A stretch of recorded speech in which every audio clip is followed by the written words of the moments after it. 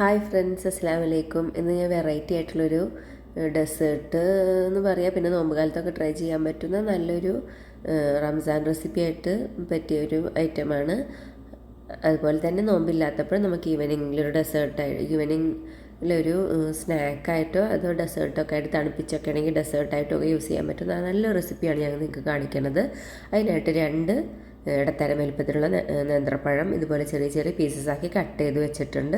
ഇനി കുറച്ചധികം നെയ്യ് ഒഴിച്ച് അതിൽ നമ്മുടെ പഴം വാട്ടുക ചെയ്യില്ലേ, അതേപോലെ നമ്മൾ വാട്ടിയെടുക്കുകയാണ് ചെയ്യണത്. പഴം ചെറിയ പീസാക്കിയിട്ടിട്ട് തിരിച്ചു മറിച്ചു വിട്ടിട്ട് ചെറിയൊരു ബ്രൗൺ നിറത്തിൽ നമുക്ക് വാട്ടിയെടുക്കാം. ഇത് 2 സ്റ്റെപ്പായിട്ട് വേണമെങ്കിലും ചെയ്യാം. ഞാനിപ്പോൾ ഒറ്റ സ്റ്റെപ്പിൽ തന്നെ എല്ലാം കൂടെ ഇട്ടിട്ടുണ്ട്. അങ്ങനെയാണ് ചെയ്തെടുക്കുന്നത്. ഇതേപോലെ വട്ടത്തിലരിഞ്ഞിട്ട് ആക്കി കൊടുക്കാം. ചെറിയ ഭയങ്കര തിന്നാവാണ്ട് കുറച്ച് കനത്തിലാണെങ്കിൽ കുറച്ചുകൂടെ നല്ലതാണ്.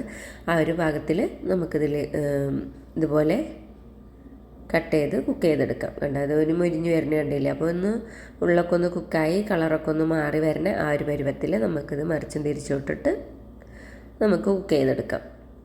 അതിങ്ങനെ വെറുതെ കഴിക്കാനും നല്ല ടേസ്റ്റാണ്. കുട്ടികൾക്കൊക്കെ ഇതുപോലെ രാവിലെ ചിലപ്പോൾ മോർണിംഗിലൊക്കെ ഞങ്ങൾ ഉണ്ടാക്കി കൊടുക്കാറുണ്ട്. അവർക്കൊക്കെ നല്ല ഇഷ്ടമുള്ള ഒരു റെസിപ്പി തന്നെയാണ്. ഇതപ്പോൾ ഒന്ന് തിരിച്ചിട്ട സമയത്ത് ഞാൻ കുറച്ച് ഷുഗറും കൂടെ ആഡ് ചെയ്ത് കൊടുക്കാറുണ്ട്.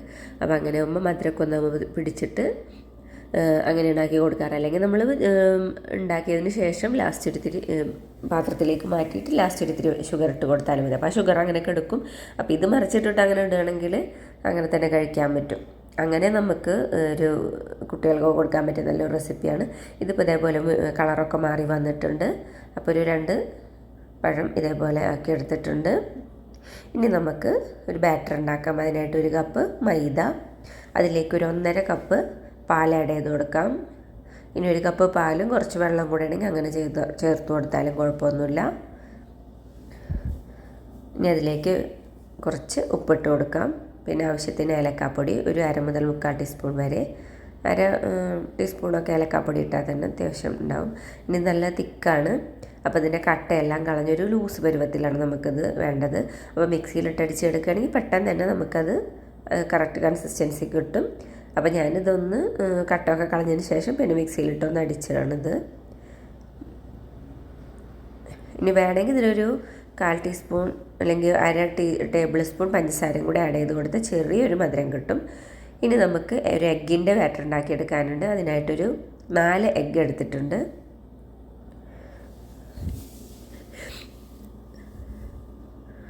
ഒരു 4 എഗ്ഗ് എടുത്ത് അതിലേക്ക് പഞ്ചസാര ഇട്ട് കൊടുക്കാം. ഏകദേശം ഒരു 5-6 ടേബിൾ സ്പൂൺ പഞ്ചസാര ആഡ് ചെയ്ത് കൊടുക്കാം. മധുരത്തിന് ആവശ്യമായിട്ടുള്ള പഞ്ചസാര. ഓരോരുത്തരുടെ മധുരം പലതരത്തിലായിരിക്കുമല്ലോ. പിന്നെ ഇതിൻ്റെ ഈ മൈദയുടെ ബാറ്ററിൽ മധുരം നമ്മൾ ആഡ് ചെയ്തിട്ടില്ല ഞാൻ. പക്ഷേ ഒരു 1/2 ടേബിൾ സ്പൂൺ പഞ്ചസാര ഇട്ട് കൊടുത്തിട്ടുണ്ട്. അതില്ലാതെ വേണമെങ്കിൽ നമുക്ക് ചെയ്തെടുക്കാം. പിന്നെ മൊത്തത്തിലൊരു മധുരം കിട്ടാൻ വേണ്ടിയിട്ടാണ് ഞാൻ അത്രയൊരു പഞ്ചസാര അതിൽ ആഡ് ചെയ്ത് കൊടുത്തത്. ഇനി ഇനി വേണമെങ്കിൽ നമുക്ക് വാനില എസൻസൊക്കെ ചേർത്ത് കൊടുക്കാം. ഞാനത് ചേർത്തിട്ടില്ല. കുറച്ച് ഏലക്കാപ്പൊടിയും കൂടെ ഇട്ട് കൊടുത്തിട്ടുണ്ട്. അപ്പോൾ ആ ബാറ്റർ ഇവിടെ റെഡി ആയിട്ടുണ്ട്. ഇതാണ് 3 ഐറ്റംസുകൾ വേണ്ടത്. 1 എഗ്ഗിൻ്റെ ബാറ്റർ, 1 മൈദയുടെ ബാറ്റർ, പിന്നെ പഴം വാട്ടിയെടുത്തത്. അപ്പോൾ ഇത് ഞാനൊന്ന് മിക്സിയിലിട്ട് അടിച്ചെടുത്തിട്ടുണ്ട്. അപ്പോൾ മിക്സിയിലടിച്ചാൽ പെട്ടെന്ന് തന്നെ അടിഞ്ഞു കിട്ടുമല്ലോ.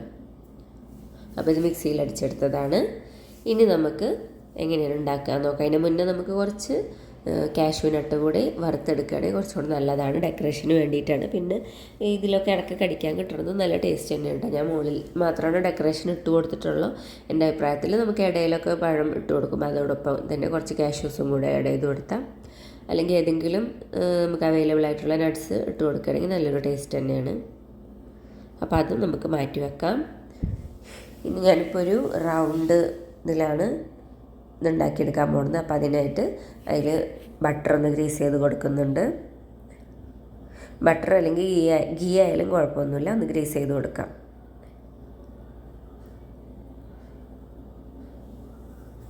ഇതുപോലെ പാത്രത്തിൻ്റെ മൊത്തം ഒന്ന് ആക്കി കൊടുക്കണം. പിന്നെ മറ്റേ ഗ്ലാസ് ടൈപ്പ് പാത്രമാണെങ്കിലും സിലിക്കൻ്റെ പാത്രമൊക്കെ ആണെങ്കിൽ കുറച്ചും കൂടെ നല്ലതാണ്. അതൊക്കെ ആകുമ്പോൾ പെട്ടെന്ന് തന്നെ വിട്ട് വരുന്നില്ല എന്നല്ല, പെട്ടെന്ന് തന്നെ വരും. അപ്പോൾ ഒരു സ്റ്റീമർ വെച്ച് കൊടുത്തിട്ടുണ്ട്. അതൊന്ന് ചൂടായി വരുമ്പോൾ നമ്മുടെ ഈ പാത്രം അതിലേക്ക് ഇറക്കി വെച്ച് കൊടുത്ത് അടച്ചു കൊടുക്കാം. ഒന്ന് സ്റ്റീമായി വരണം. അപ്പോൾ ഒന്ന് ചൂടായി വന്നിട്ടുണ്ട്. അപ്പോൾ നമുക്ക് നമ്മുടെ ആദ്യത്തെ ബാറ്ററായ മൈദയുടെ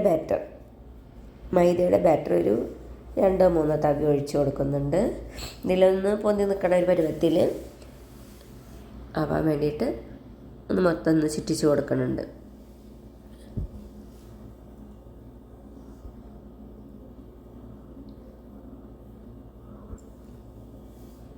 ഇത് വളരെ ഈസി ആയിട്ട് ഉണ്ടാക്കാൻ പറ്റുന്ന നെയ്യിൻ്റെ അംശം എന്ന് പറയുന്നത് ആ സ്റ്റാർട്ടിങ്ങിൽ മാത്രം ചേർത്ത് കൊടുക്കുന്ന നെയ്യാണല്ലോ.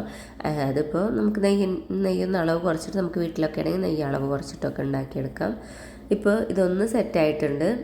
ഒരു 5 മിനിറ്റൊക്കെ ഒന്ന് ടോസ്റ്റ് ചെയ്യാൻ ഒന്ന് ടോസ്റ്റ് ചെയ്യുന്നുണ്ട്. പിന്നെ അതിന് മുകളിലേക്ക് നമുക്ക് ഒരു 3-4 ടേബിൾ സ്പൂൺ എഗ്ഗ് ഒഴിച്ചിട്ടുണ്ട്. ഇനി അതിന് മുകളിലേക്ക് ഇതുപോലെ കിസ്മിസ്, പിന്നെ പഴം വാട്ടിയതാണ് മെയിനായിട്ട്. കിസ്മിസ് ഇപ്പോൾ ചേർക്കണ്ട, ലാസ്റ്റ് ഇത് ചുട്ട് കൊടുത്താൽ മതി. ഇതിൽ പഴവും പിന്നെ നമുക്ക് വേണമെങ്കിൽ കാഷ്യൂസ് വറുത്തതുണ്ടെങ്കിൽ അതും കൂടെ ആഡ് ചെയ്ത് കൊടുക്കാം. അത് നല്ല ടേസ്റ്റാണ്. അത് ഞാൻ വറുത്ത് വെച്ചിട്ടുണ്ടെങ്കിലും ഏറ്റവും മുകളിൽ മാത്രമാണ് ഇട്ട് കൊടുത്തത്. ഇനി അതൊന്ന് കുക്കാകാൻ വേണ്ടിയിട്ട് അടച്ച് വെച്ചിട്ട് കുക്ക് ചെയ്തെടുക്കാം. ഇപ്പോൾ അതൊന്ന് വെന്ത് കിട്ടിയിട്ടുണ്ട്. ഇനി വീണ്ടും നമ്മുടെ ആദ്യത്തെ പ്രൊസീജിയർ തന്നെ മൈദയുടെ ബാറ്റർ ഒഴിച്ച് കൊടുക്കുക. അതൊന്ന് സെറ്റായി വരുമ്പോൾ നമ്മുടെ എഗ്ഗിൻ്റെ ബാറ്റർ നമുക്ക് ഒഴിച്ച് കൊടുക്കാം. അങ്ങനെ ഒരു 3-4 ലെയർ ഇതേ പ്രോസസ്സ് തന്നെ ചെയ്ത് കൊടുക്കുക.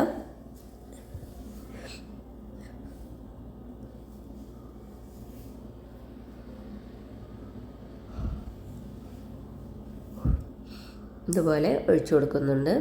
ഇനി ഒന്ന് അടച്ച് വെച്ച് കുക്കായി വരുമ്പോൾ വീണ്ടും പഴത്തിൻ്റെ ബാറ്റർ ഒഴിച്ച് കൊടുത്തിട്ട് പഴം കൂടി വെച്ച് കൊടുക്കുകയാണ് ചെയ്യുന്നത്. അങ്ങനെ ഒരു 3 ടൈമൊക്കെയാണ് ഞാനിപ്പോൾ ഇത് ആക്കിയിട്ടുള്ളത്. 3 ലെയറായിട്ടാണ് ഉണ്ടാക്കി കൊടുത്തിട്ടുള്ളത്. അപ്പോൾ ഈ ലെയറൊക്കെ ആക്കണത് നമ്മുടെ പാത്രത്തിൻ്റെ വലിപ്പത്തിനനുസരിച്ചിരിക്കും. അതൊരു 3 എന്നുള്ളതൊരു 4 ലെയർ വരെ ആക്കി കൊടുത്താലും കുഴപ്പമൊന്നുമില്ല. ഇപ്പോൾ ഒരു 2 പഴം എന്ന് പറഞ്ഞാൽ അത്യാവശ്യം ഉണ്ട്. അപ്പോൾ 2 പഴം വെച്ചിട്ട് തന്നെ അത്യാവശ്യം ഉണ്ടാക്കിയെടുക്കാൻ പറ്റും. പിന്നെ ഇതൊക്കെ ഈ അളവിലൊക്കെ ആണെങ്കിലും നമുക്ക് ആക്കിയെടുക്കാം. പിന്നെ പാത്രം ചെറുതൊക്കെ ആണെങ്കിൽ ലെയർ കൂട്ടി കൊടുക്കാവുന്നതാണ്. അപ്പോൾ അതിൽ പഴം വെച്ച് കൊടുത്തിട്ട് വീണ്ടും അടച്ച് വേവിക്കുകയാണ്. പിന്നെ ആ പഴം ഒന്ന് വെന്ത് വരുമ്പോൾ നമുക്ക് വീണ്ടും ഇതേപോലെ നമ്മുടെ ആദ്യം ചെയ്ത പോലെ തന്നെ ചെയ്തെടുക്കാം.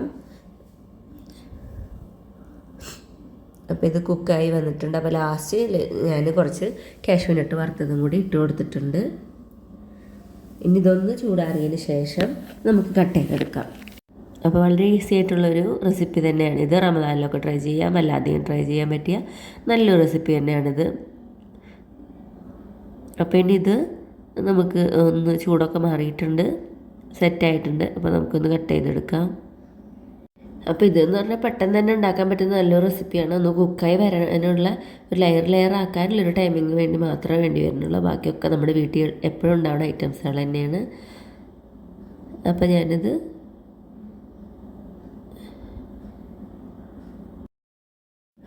അപ്പോൾ ഈ സിലിക്കൻ്റെ ടൈപ്പ് പാത്രങ്ങളൊക്കെ ആണെങ്കിൽ നമുക്ക് പെട്ടെന്ന് തന്നെ ഡിമോൾഡ് ചെയ്യാൻ പറ്റും.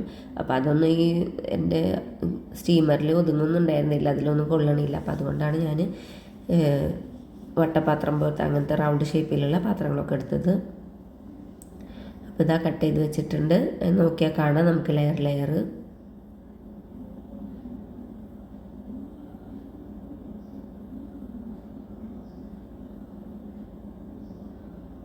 അപ്പോൾ ഇത്രേ ഉള്ളൂ. നല്ല ഈസി ആയിട്ട് തന്നെ നമുക്ക് ഉണ്ടാക്കിയെടുക്കാൻ പറ്റുന്ന റെസിപ്പിയാണ്.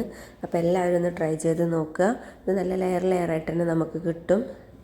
ഇത് നല്ലൊരു ഈവനിങ് സ്നാക്കായിട്ടോ നല്ലൊരു കംപ്ലീറ്റ് ആയിട്ടുള്ളൊരു സ്നാക്ക് തന്നെയാണിത്. എന്ന് പറഞ്ഞാൽ പഴമുണ്ട്, അതുപോലെ തന്നെ എഗ്ഗൊക്കെ ചേർന്നിട്ട് കുട്ടികൾക്കൊക്കെ കൊടുക്കാൻ പറ്റിയ നല്ലൊരു റെസിപ്പി തന്നെയാണ്. അവർക്കത് ഇഷ്ടപ്പെടുകയും ചെയ്യും. അപ്പോൾ ഒരു വെറൈറ്റി ആയിട്ടുള്ള റെസിപ്പിയാണല്ലോ. അപ്പോൾ എല്ലാവരും ഒന്ന് ട്രൈ ചെയ്ത് നോക്കുക. ട്രൈ ചെയ്ത് ഫീഡ്ബാക്സ് ഒക്കെ അറിയിക്കുക.